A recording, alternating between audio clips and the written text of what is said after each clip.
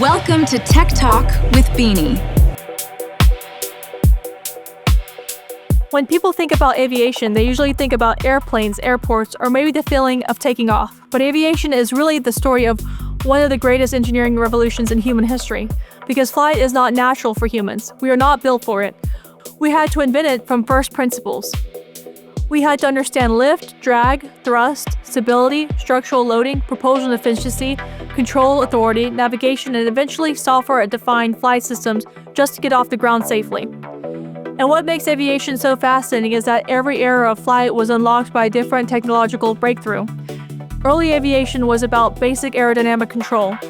The mid-20th century was about propulsion, structures, and speed. Modern aviation is about avionics, composite materials, digital flight control systems, propulsion efficiency, autonomy, and sustainable energy systems. So let's go from the Wright brothers' first power flight all the way to today's cutting-edge aircraft technologies and look at the actual engineering that transformed aviation. Let's start in 1903. The Wright Flyer is often remembered as the first successful airplane, but the deeper engineering breakthrough was not just powered liftoff, it was controlled, sustained, heavier-than-air flight. That distinction matters. Many early inventors could generate lift for a brief moment, but the Wright brothers solved the harder problem, three-axis flight control. They developed a system for controlling roll, pitch, and yaw. Roll was managed through wing warping, pitch through the forward elevator, and yaw through a movable rear rudder. That is a huge moment in aviation history because stable flight is not just about generating enough lift. It's about maintaining controlled motion in a dynamically unstable environment. The Wright brothers also conducted some of the earliest practical aerodynamic testing using a wind tunnel, which allowed them to gather empirical data on airfoil performance and lift coefficients. That helped them improve wing geometry instead of relying purely on guesswork. So right from the beginning, aviation was a mix of aerodynamics, structural design, propulsion, and control systems engineering. As aviation moved into the 1910s and 1920s, aircraft design improved rapidly. Airframes became stronger, engines became more reliable, and designers developed a better understanding of cambered wings, aspect ratio, center of pressure, and static stability. Aircraft structures in this era were typically built with wooden spars and ribs, fabric skin, and wire bracing. These designs were lightweight, but they had obvious limitations in durability, airspeed capability, and load-bearing performance. Over time, aviation shifted toward metal monoplanes, which provided greater structural integrity and better aerodynamic efficiency than biplane configurations. Why did monoplanes become dominant? Because biplanes generate a lot of interference drag due to the interaction between stacked wings and supporting struts. Monoplanes, especially with cleaner, cantilevered wings, reduce parasite drag and allow better high-speed performance. Then came one of the most important developments in aviation history, the maturation of the internal combustion piston engine for aircraft. Early aero engines had severe limitations in power-to-weight ratio, thermal reliability, and mechanical endurance. But as engine design improved, aircraft gained longer range, higher service ceilings, and better payload capability. Engineers refined air-cooled radial engines and liquid-cooled inline engines, each with different trade-offs in drag profile, cooling efficiency, maintainability, and survivability. Then World War II accelerated everything. This period pushed huge advances in aerodynamic streamlining, superchargers, turbosuperchargers, variable pitch propellers, pressurization concepts, and all-metal aircraft structures. Aircraft became dramatically faster and more specialized. Designers had to think seriously about compressibility effects, boundary layer behavior, and the onset of higher speed aerodynamic instability. And this is where aviation began approaching one of the biggest barriers, the limits of propeller-driven flight. As aircraft speed increases, propeller tip speeds can approach the transonic regime. Once local airflow around the propeller nears the speed of sound, you get severe efficiency losses, shock formation, vibration, and noise.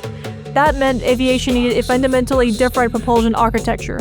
That architecture was the gas turbine engine. This is where aviation truly entered the modern age.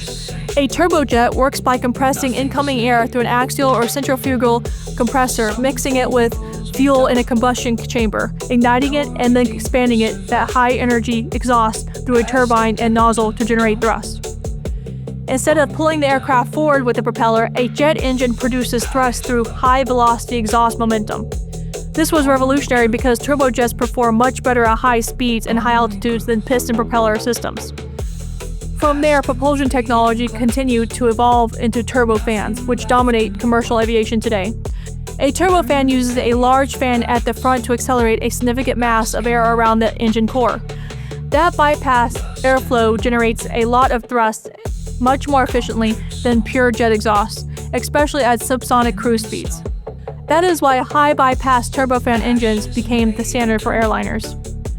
This is one of the most important technical concepts in modern aviation. Sometimes the most efficient engine is not the one that throws a small amount of air backward very fast. It's the one that moves a much larger mass of air backward more slowly. That is core propulsion engineering. At the same time, aircraft structures keep evolving. Instead of wood and fabric designs, aviation moved into semi-monocoque aluminum airframes, where the skin and internal frame both carry structural load. This greatly improved strength-to-weight performance. Later, the industry began shifting into carbon fiber reinforced polymer composites, especially for wings and fuselage sections. Composites matter because they reduce structural mass, resist corrosion, and improve fatigue performance. Now let's talk about one of the biggest transformations in flight itself, avionics.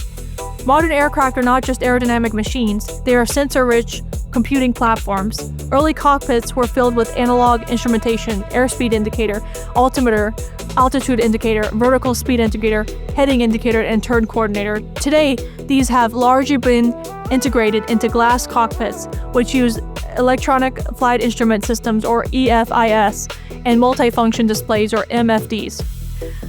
That means pilots can see integrated navigation data, terrain maps, weather radar, engine parameters, traffic information, and flight path data in real time. Underneath that is a flight management system, or FMS, which optimizes route guidance, fuel planning, navigation, and performance calculations. Combined with inertial navigation systems, GNSS, and air data computers, modern aircraft can maintain extraordinary positional awareness. Safety systems also became far more sophisticated. Aircraft now use TCAS, the Traffic Collision Avoidance System, to prevent mid-air collisions. They use EGPWS, the Enhanced Ground Proximity Warning System, to reduce controlled flight into terrain. Weather radar helps crews avoid hazardous convective systems. Military aviation pushes even further.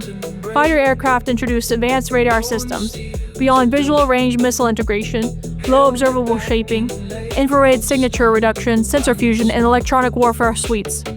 Stealth aircraft are especially fascinating because they represent the marriage of electromagnetic scattering theory, materials engineering, and geometric shaping to reduce radar cross-section.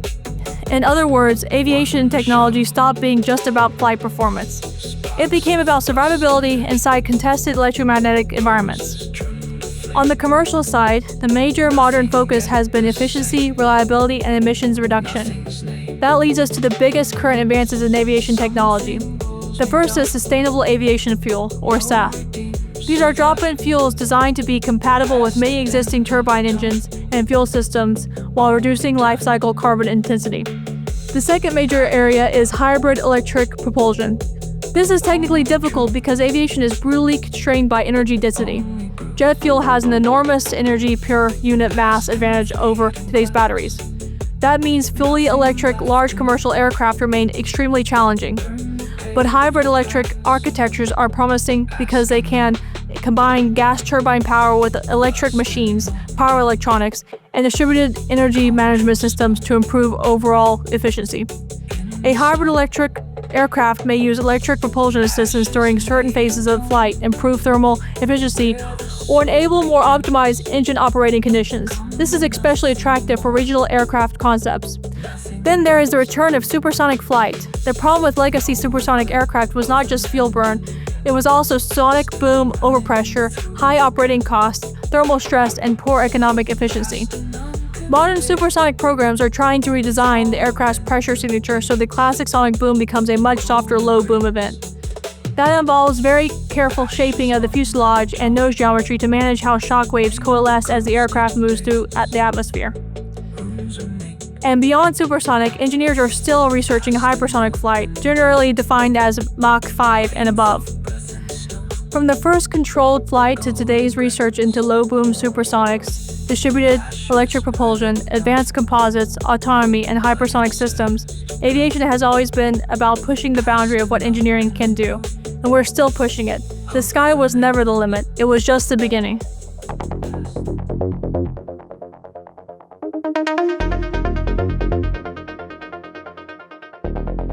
I think so. I like the little thing, the necktie. Yeah. Revolutionary. Okay, yeah, it's always the toughest because flight is not just natural for humans. That's so funny. That's so funny. Oh my goodness. Okay, do that again. Low observability. Low observability, autonomy, and sustainable energy systems. I keep messing it up. I'm still thinking about you trying to pronounce that word. That's the distinction.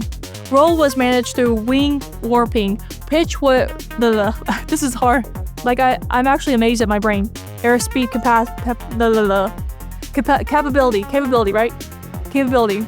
Okay, how do you say that? Okay, semi-monocoque aluminum frame airframes. Corrosion. What do you say? Coercion? Coercion. They can't be coerced. Corrosion. Okay, let me just take a moment for my sanity here. Composites matter because I'm going to do this. That brings us to fly-by-fly wire. Yeah, I don't know why I'm getting sick again. I'm okay. It became about survivability and distributed. Oh my god, why is it so long? Thank you for watching.